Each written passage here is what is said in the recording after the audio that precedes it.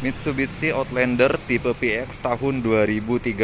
Mitsubishi Outlander ini merupakan jawaban Mitsubishi atas menurunnya popularitas sedan ya. Jadi sedannya udah menurun, jadi buatlah si crossover ini, perpaduan antara Mitsubishi Lancer dan Mitsubishi Outlander tanpa sport ya. Nah, sebenarnya Mitsubishi Outlander ini berada di kelas yang membingungkan ya. Harganya berada di kelas HRV di 370 jutaan.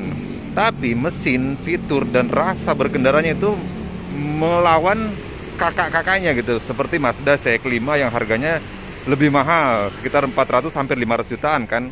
Nah, seperti Nissan X-Trail juga berada di situ nih, rasa berkendara dan kelasnya gitu loh. Jadi bingung, dia berada di tengah-tengah, macam Expander yang harganya di Avanza tapi rasa Innova ada di situ kelegaannya ya kan. Nah, kita lihat desain depannya merupakan turunan dari Mitsubishi Lancer Evo 10. Nah, kita lihat grillnya seperti ini, gagah, sangar, dan berwibawa ya. Kita lihat lampunya. Untuk lampu utama ini lampu low beamnya sudah HID projector. Nah, keunggulan HID ini dia terang tapi tidak putih seperti LED ya, terang dan kuning karena proyektor juga, jadi cutting off-nya itu rapih banget. Untuk lampu jauhnya masih halogen biasa, ini ada lampu sen. Nah, di bawah ini adalah lampu untuk menyoroti ke samping, tapi untuk Outlander Indonesia tidak dipasang, ini tidak ada gunanya nih. Untuk fog lamp dan di bawah model halogen juga bulat. Lalu kita lihat nih tampilan depan seperti ini. Kita lihat mesinnya ya. Nah, mesinnya ini 2000 cc bertenaga 150 horsepower. 150 horsepower, torsinya 196 Nm. Nah, tersalur ke roda depan dengan transmisi CVT dengan mode manual 7 percepatan. Udah MyTech ya, Mitsubishi inovasi valve timing apa ya, electronic control kalau ya. Oke, ini mesinnya sudah, remnya sudah ABS. Oke, atas sudah ada peredamnya juga. Kita tutup mesinnya. Kita lihat dari samping. Ini dari samping desainnya seperti ini. Nah, yang agak unik dari Outlander ini itu fendernya itu plastik, bukan kaleng. Kemudian untuk peleknya ring 17, depan sudah disc brake, belakang juga sudah disc brake. Oke, kita lihat dari belakang. Dari belakang Mitsubishi Outlander ini sudah ada sensor parkir, kemudian ada wiper dan ada defoggernya juga. Oke, kita buka bagasinya. Bagasinya sebenarnya tidak terlalu luas ya, karena dia menggunakan ban yang full size. Bannya lihat full size. Jadi kalau pakai ban yang tidak full size mungkin dia agak lebih dalam, lebih besar bagasinya. Kemudian kita lihat ke bawah ya nih. Suspensinya sudah independen. Jadi ketika kanan goyang-goyang, kirinya nggak ikut goyang-goyang. Nah, efeknya ke dalam kabin dia lebih tenang ketika menemui jalanan bergelombang. Oke, kita tutup.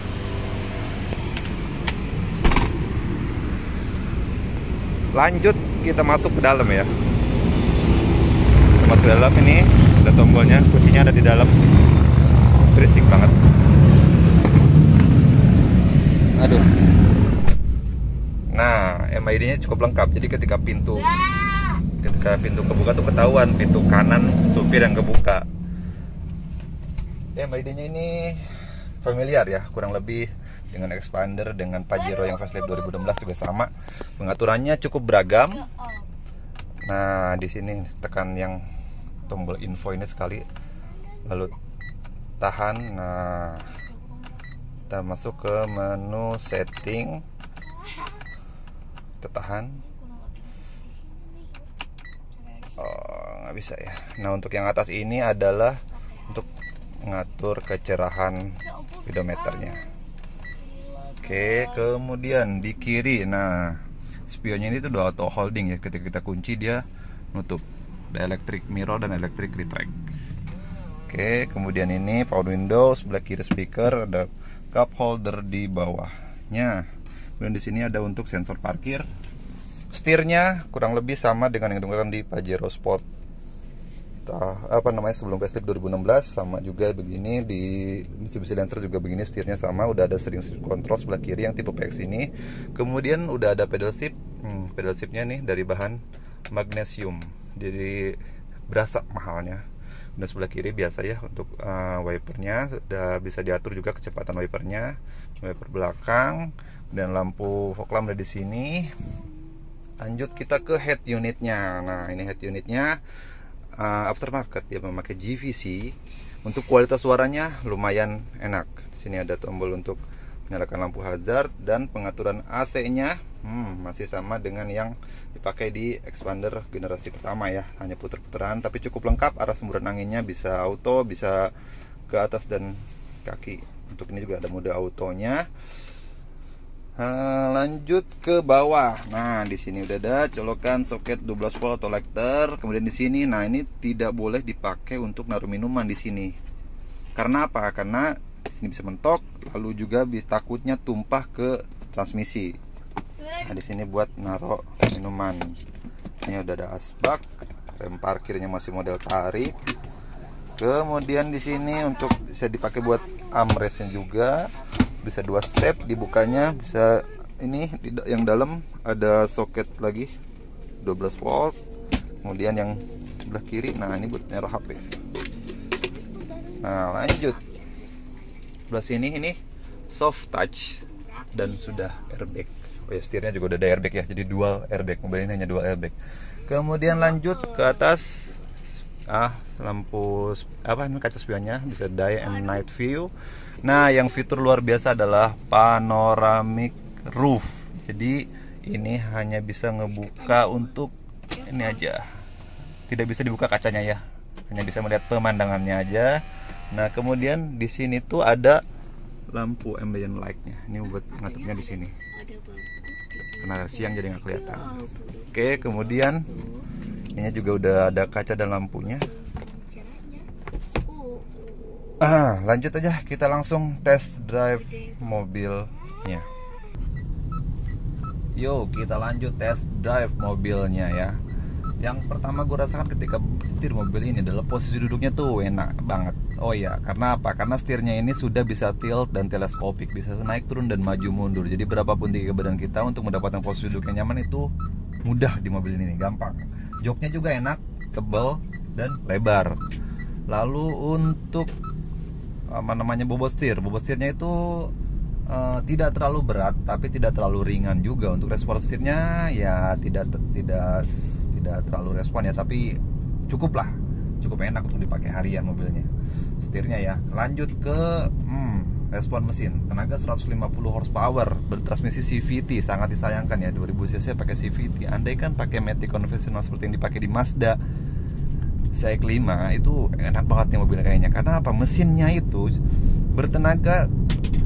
cukup bertenaga 150 horsepower. Nah tapi sangat disayangkan CVT. Jadi ketika kita kick down, responnya ini agak seperti biasa ya, agak lambat. Tapi CVT Mitsubishi ini bukan CVT yang malas, bukan CVT yang lemot banget. Cukup responsif CVT ini, seperti CVT yang dipakai di Honda juga, sama enak tuh CVT-nya, nggak lemot jadi mobilnya. Nah yang juara dari mobil ini adalah konsumsi bahan bakarnya. Jadi konsumsi bahan bakarnya itu fleksibel, bisa irit banget, bisa boros banget, tergantung kita bawanya. Lalu gimana kalau kita mau irit-iritan? Ya, kalau mau irit-iritan harus dijaga RPM-nya tetap berada di bawah 2000. Di bawah 2000 itu udah cukup irit. Bisa irit banget juga, dijaga di bawah 1500. Lemot dong mobilnya, pelan dong? Enggak, di bawah 1500 pun mobil ini udah cukup kencang untuk dipakai harian, asalkan kita bawahnya tetap jaga gitu. Jangan langsung kick down dalam-dalam, itu bisa boros banget. Konsumsi bahan bakarnya itu luar biasa, lebih irit daripada mobil-mobil 1500 pada umumnya loh. Bisa 112, 113, bahkan bisa 115. Karena apa? Mesin 1500 RPM 1500 itu kecepatannya udah bisa sampai 60. Dan itu untuk dalam kota udah 60 80 itu udah cukup kencang gitu loh. Kecepatan segitu itu. Nah itu jadi mesinnya ya, jadi bisa irit banget, bisa boros banget. Tapi rata-rata untuk gue pakai harian ya, untuk pakai harian di Jakarta itu ini mobil irit banget. Gue kaget karena apa? Gue tuh pernah mendengar selintingan gitu ya, mobil ini tuh boros katanya. Ternyata tergantung kitanya, bisa boros, bisa irit banget iritnya itu. Bahkan gue kaget, gue bisa harian pakai R3, ini bisa lebih irit loh. Gue pakainya dengan cara yang sama dengan R3 bawahnya ya, jadi bisa lebih irit dari, bahkan bisa menyamai LCG sih iritnya nih mobil. Tapi kalau kita kick down dalam-dalam, borosnya nauzubillah nih mobil, nyedot banget bensin. Nah, kemudian yang juara dari mobil ini adalah suspensinya. Suspensinya itu enak tenan, ngenah pisan, enak, nggak terlalu keras, empuk, tapi nggak empuk banget juga. Dan karena suspensinya independen, jadi ketika menemui jalanan gelombang itu di dalam itu tenang, nggak terlalu banyak guncangan. Dan ketika menikung tikungan ya kita agak kencang gitu, nggak kita rem ya, nggak terlalu ngebuang mobilnya itu, tenang gitu di dalam tuh. Kayak mirip-mirip rasa sedan bawa mobil ini tuh, karena kan turunan dari Lancer, mungkin suspensinya masih desainnya mirip-mirip dengan yang dipakai di Lancer. Enak nih mobil, suspensinya juara. Suspensi seperti ini tuh membuat kita tidak mudah enak gitu ya, karena jalanan bergelombang di dalam tuh tenang banget, anteng mobilnya itu. Ketemu jalanan gelombang tuh enak gitu mobilnya itu. Dan ini kilometer sudah 60.000 tahun 2013, dari baru, suspensinya belum pernah ganti, engine mounting juga belum pernah ganti, jadi masih original bawaan pabriknya. Cukup durabil ya, cukup kuat ya, nggak rewel gitu spare partnya ini. Rewel kak. Lanjut ke ini, ke kedapan kabin. Untuk kedapan kabin di mobil ini lumayan kedengeran suara motor, kan agak kedengeran ke dalam sih, nggak terlalu kedap banget mobilnya ya, nggak terlalu kedap banget, tapi cukup lah, nggak yang berisik banget seperti menurut gue sama HR-V ini, masih lebih kedap sedikit. Nah, untuk harga bekas ya di pasaran itu di angka 180 juta, di angka 170 juta tergantung kondisinya ya. Untuk pajaknya wilayah DKI Jakarta, ini mobil pertama tidak progresif, itu pajaknya per tahun di angka 3,6 juta, 3,7 jutaan lah, sama sumbangan SWD, LKJ dan lain-lain. Jadi pajaknya per tahun 3,7 juta, pasaran di angka 170-180 jutaan.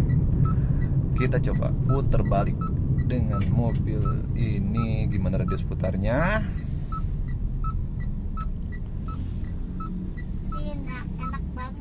Enak banget ya kak mobilnya. Iya. Nah, kita coba putar balik. Aduh, maaf, ada receh lagi.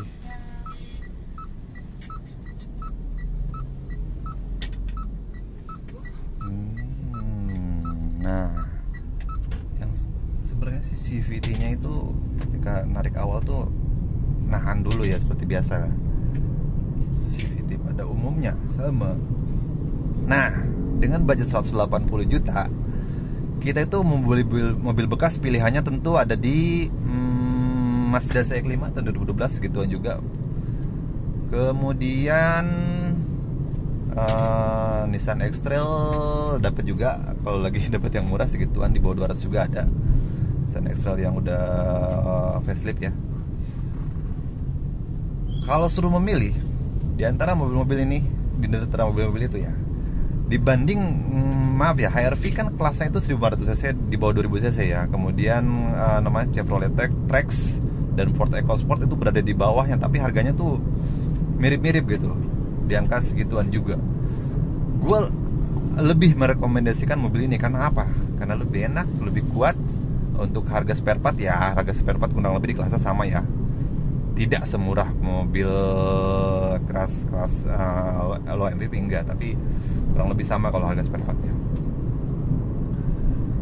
Kemudian untuk ini nih, mobilnya tuh nanjak tuh, anteng di 1500, kecepatan 60. Enak buat di dalam kota mah, cukupan lah tenaga segitu.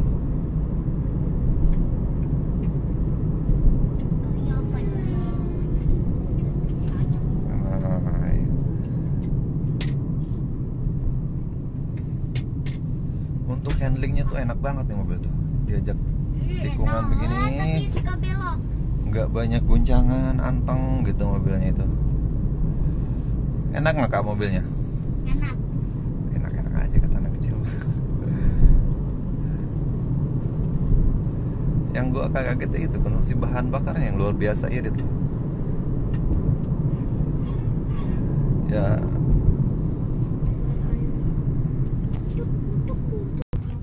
lanjut untuk di dalam kabin.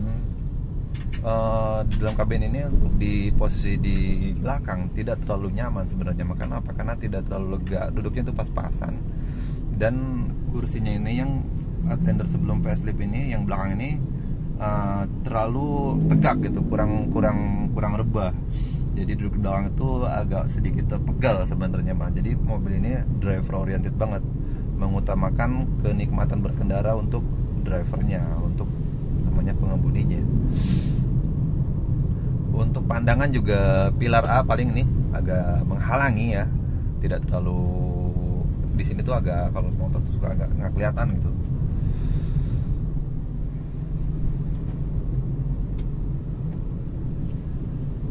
Nah, lanjut ya ke kesimpulan. Untuk budget 180 juta, nah, dibanding beli mobil mobil baru mungkin dapatnya 180 juta. Apa sih sekarang dapatnya LCGC kan, paling dapatnya Brio paling yang agak bagusan dikit kelasnya kan. Dibanding beli Brio dengan budget 180 juta baru, gue sih mendingan ini berasa mewahnya, berasa kelasnya itu gitu, berasa mewah kelasnya. Bahkan ini maksud gue ya, HR-V kan untuk bekasnya itu tahun 2000, HR-V itu 2015 HR-V yang tipe terendah mungkin dapat di bawah 200. Tapi kalau untuk tipe yang E-nya, tipe E itu cukup mahal, masih dari 200. Untuk Outlander ini ada 3 tipe di Indonesia tuh. Ada tipe PX yang paling tingginya, kemudian tipe GLS, dan ada tipe GLX yang terendahnya.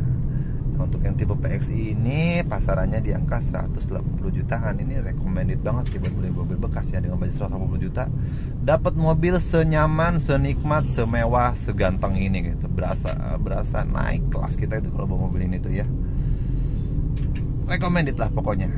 Enak mobilnya, harganya juga untuk bekasnya udah lumayan murah, bisa di bawah 200 jutaan. Pajaknya juga ya, cukup terjangkau di 3,7 jutaan. Recommended untuk dibeli. Cukup sekian review singkat kita kali ini.